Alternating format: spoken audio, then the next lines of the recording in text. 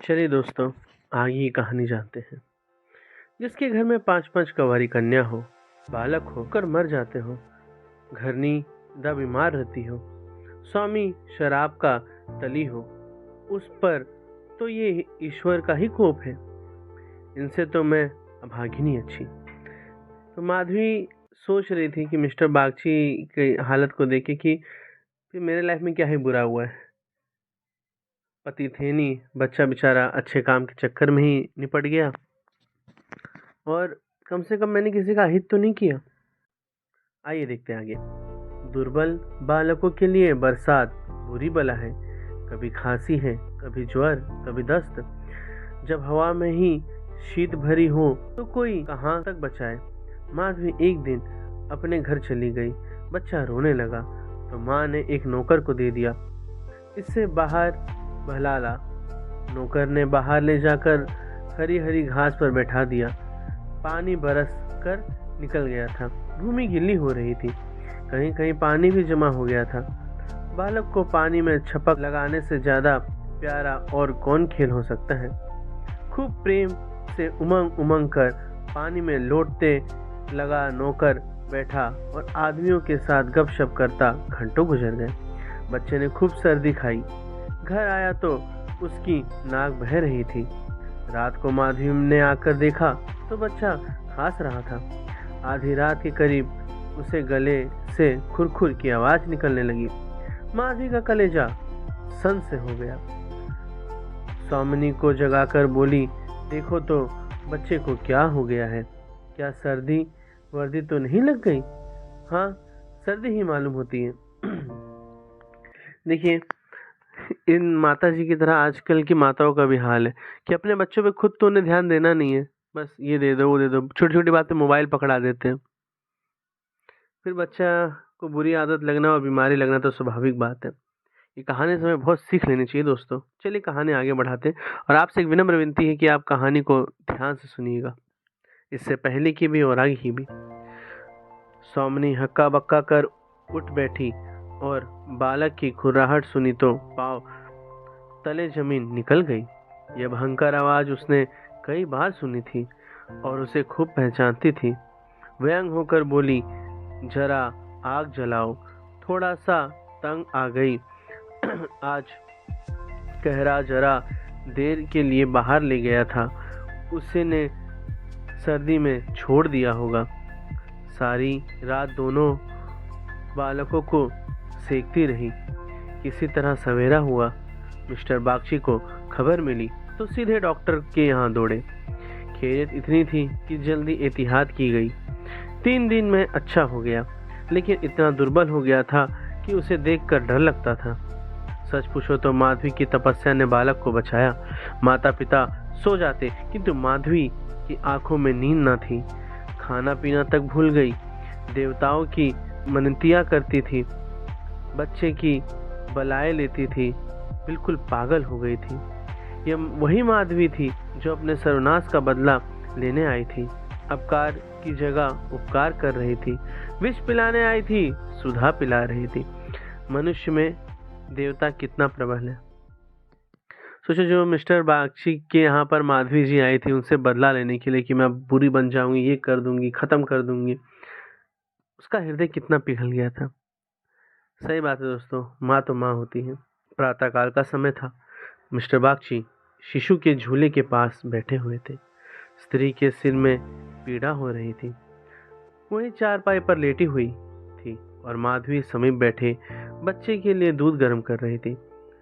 सहसा बागची ने कहा, बूढ़ी, हम जब तक जिएंगे तुम्हारा यश गाएंगे। तुमने बच्चे को जिला लिया। स्त्री यह देवी बनकर हमारा कष्ट निवारण करने के लिए आ गई। यह न होती तो न जाने क्या होता। बूढ़ी, तुमसे मेरी एक विनती है। ये तो मरना जीना प्रारब्ध के हाथ है, लेकिन अपना अपना और भी बड़ी चीज है। मैं अभागिन हूँ। अब कि तुम्हारे ही पुण्य प्रताप से बच्चा संभल गया। मुझे डर लग रहा है कि ईश्वर इसे हमारे हाथ से न छीन ले। सच कहती हूँ बूढ़ी, मुझे इसका गोद में लेते डर लगता है। इसे तुम आज से अपना बच्चा समझो। तुम्हारा होकर शायद बच जाए। हम अभागे हैं, हमारा होकर इस पर नित्य कोई ना कोई संकट आता रहेगा। आज से तुम इसकी माता हो जाओ, तुम इसे अपने घर ले जाओ, जहाँ चाहे ले जाओ। तुम्हारी गोद में देर मुझे फिर कोई चिंता न रहेगी। वास्तव में तुम ही इसकी माता हो, मैं तो राक्षसी हूँ। माधवी, बहू जी, भगवान सब कुशल करेगा। क्यों जी इतना छोटा करती हो? माधवी की आप ऐसा मत बोलिए कि आप राक्षसी हो। ऐसा हर माँ को अपने बच्चे से प्रेम ही होता है और आपका भला ही चाहती है। चलिए आगे बढ़ते हैं। मिस्टर बागची, नहीं नहीं बूढ़ी माता, इसमें कोई हर्ज नहीं। मैं मस्तिष्क से तो इन बातों को ढकोसला ही समझता हूँ, लेकिन हृदय से इन्हें दूर नहीं कर सकता। मुझे स्वयं मेरी माता जी ने एक धोबिन के हाथों बेच दिया था। मेरे 3 भाई मर चुके थे। मैं जो बच गया तो माँ बाप ने समझा बेचने से ही इसकी जान बच गई है। तुम इस शिशु को पालो पोसो, इसे अपना पुत्र समझो। खर्च हम बराबर देते रहेंगे, इसकी कोई चिंता मत करना। कभी कभी जब हमारा जी चाहेगा आकर देख लिया करेंगे। हमें विश्वास है कि तुम इसकी रक्षा हम लोगों से कई अच्छी तरह कर सकती हो। मैं कुकर्मी हूँ, जिस पैसे में हूँ उसमें कुकर्म किए बगैर काम नहीं चल सकता। झूठी शहादतें बनानी ही पड़ती है, निरपराधियों को फंसाना ही पड़ता है। आत्मा इतनी दुर्बल हो गई है कि प्रलोभन में पड़े ही जाता हूँ। जानता हूँ कि बुराई का फल बुरा ही होता है, पर परिस्थिति से मजबूर हूँ। अगर ना करूँ तो आज नालायक बनकर निकाल दिया जाऊंगा। अंग्रेज हजारों भूल करे, कोई नहीं पूछता। हिंदुस्तानी एक भूल भी कर बैठे तो सारे अफसर उसके सिर हो जाते हैं। हिंदुस्तानियत को दोष मिटाने के लिए कितनी ही ऐसी बातें करनी पड़ती है जिनकी अंग्रेज के दिल में कभी ख्याल ही नहीं पैदा हो सकता। तो बोलो, स्वीकार करती हो? मिस्टर बागची यहाँ पर अपना दुख बता रहे कि वो कैसे एक गवर्नमेंट सर्वेंट यानी गवर्नमेंट अधिकारी की जॉब कर रहे हैं, और अंग्रेजों का टाइम था कि उनकी लाई चुपड़ी ये सब करनी पड़ती थी उनको कि हाँ भैया आप ही सही हो, हाँ मैं हाँ मिलाना, गलत लोग के साथ गलत करना, और कोई ज़्यादा बदलाव नहीं आया है। आज भी अगर हमारे जुडिशरी सिस्टम में देखा जाए तो कोई बहुत बड़ा बदलाव नहीं आया। अब अंग्रेज, गोरे अंग्रेज चले गए, काले अंग्रेज छोड़ के चले गए। काले अंग्रेज मतलब हमारे नेतागण। तो आज भी बड़े बड़े ऑफिसर, बड़े बड़े वकील, जज जानते हैं कि क्या गलत है क्या सही है, लेकिन उन्हें दबाव में आकर कभी कभी क्या लगभग उन्हें गलत फैसले का ही साथ देना पड़ता है। अगर न्याय व्यवस्था इतनी अच्छी होती तो भारत देश में सबको न्याय मिल जाता, पर आज भी हमारे न्याय व्यवस्था में सुधार की बहुत आवश्यकता है। उम्मीद करता हूँ आपको ये बात सही लगी हो। मैं ये नहीं कह रहा कि सारे अधिकारी या सारे जॉब करने वाले लोग गलत हैं, लेकिन लगभग उनकी संख्या ज़्यादा ही है। कड़वा है मगर सत्य तो यही है मित्रों। अगर यहाँ तक आप कहानी को सुन चुके हो तो आगे जरूर इसे बढ़ा दीजिएगा ताकि और भी लोग सुन सके और समझ सके। माधवी गदगद होकर बोली, बाबूजी आपकी इच्छा है तो मुझसे भी जो कुछ बन पड़ेगा आपकी सेवा कर दूंगी। भगवान बालक को अमर करे, मेरी तो उनसे यही विनती है। माधवी को ऐसा मालूम हो रहा था कि स्वर्ग के द्वार सामने खुले हैं और स्वर्ग की देवियाँ अचल फैला फैला कर आशीर्वाद दे रही हैं। मानो उसे अंतस्थल में प्रकाश की लहरें सी उठ रही हैं। स्नेहमय सेवा में की कितनी शांति थी। बालक अभी तक चादर ओढ़े सो रहा था। माधवी ने दूध गर्म हो जाने पर उसे झूले पर से उठाया तो चिल्ला पड़ी। बालक की देह ठंडी हो गई थी और मुंह पर पीलापन आ गया था, जिसे देखकर कलेजा हिल जाता, कंठ से आह निकल जाती और आंखों से आंसू बहने लगते हैं। जिसने इसे एक बार देखा फिर कभी नहीं भूल सकता। माधवी ने शिशु को गोद से चिपटा लिया, हालांकि नीचे उतार देना चाहिए था। कोहराम मच गया।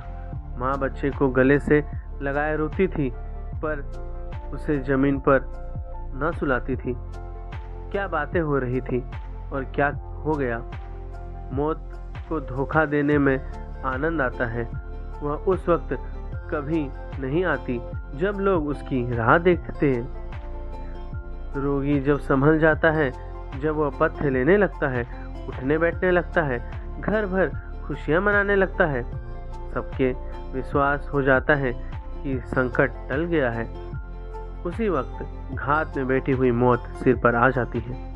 यही उसकी निठुर लीला है। आशाओं के बाग लगाने में हम कितने कुशल हैं। यहाँ हम रक्त के बीज बोकर सुधा के फल खाते हैं, अग्नि से पौधा को सींचकर शीतल छांव में बैठते हैं। हाँ, मन बुद्धि। दिन भर मातम होता रहा, बाप रोता था, माँ तड़पती थी और माधवी बारी बारी से दोनों को समझाती थी। यदि अपने प्राण देकर वह बालक को जिला सकती तो इस समय अपना धन्य भाग समझती। वह अहित का संकल्प करके यहाँ आई थी और आज जब उसकी मनोकामना पूरी हो गई और उसे खुशी से फूला ना समाना चाहिए था, उससे कहीं घोर पीड़ा हो रही थी। जो अपने पुत्र को जेल यात्रा में हुई थी रुलाने आई थी, खुद रोती जा रही थी। माता का हृदय दया का आगर है, उसे जलाओ तो उसमें दया की ही सुगंध निकलती है, पीसो तो दया की ही रस निकलती है। वह देवी है। विपत्ति की क्रूर लीलाएं भी उस स्वच्छ निर्मल स्रोत को मलिन नहीं कर सकती। प्यारे मित्रों, यहाँ पर ये एक प्यारी सी कहानी ख़त्म होती है जो कि बहुत ही दुख भरी थी और हमारे लिए बहुत सारी शिक्षा छोड़ जाती है। कृपया आप इस कहानी को एक बार पढ़िएगा ज़रूर। देखिए ना, माँ तो माँ होती है। वो गई थी अपने बच्चे का बदला लेने और खुद ही रोने लग गई जब उसकी मनोकामना पूरी हो गई। ज़िंदगी बहुत छोटी है दोस्तों, इसे द्वेष में या फिर किसी से बदला लेना है, सब चीज़ों में बर्बाद मत करो। कभी कभी आपको लगता है कि आपको कोई चीज़ मिल जाएगी और आप सुखी हो जाओगे, लेकिन जब वो मिलती है तो आपको केवल दुख ही मिलता है। तो इसलिए ध्यान रखिए। मिलते हैं एक नई कहानी के साथ। तब तक के लिए आपसे एक विनम्र विनती है कि बाकी की कहानियाँ भी सुनिए इस चैनल पर और शेयर ज़रूर कीजिए।